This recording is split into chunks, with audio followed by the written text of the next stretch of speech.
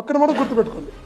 ఈ రోజు ఏ కేసులు అయితే వేస్తున్నారు, ఈ కేసులు ఈ రోజుకైతే జడ్జిమెంట్ టైం పడుతుంది.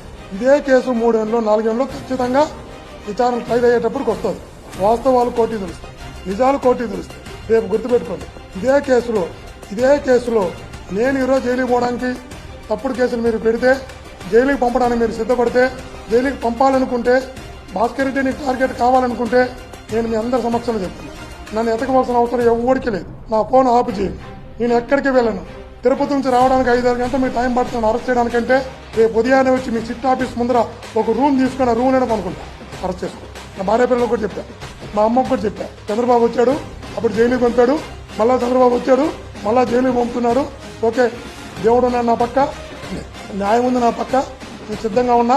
చెప్తే వాళ్ళు కూడా చెప్తారు, దేవుడు మన వెనకాల ఉన్నంతకాలం ఇవేమి నిలవు, నువ్వు ధైర్యంగా వెళ్ళరా, కావాలంటే ఇబ్బంది లేదు. మా అమ్మ కూడా చెప్పి భయపడాల్సిన మా అమ్మ కూడా.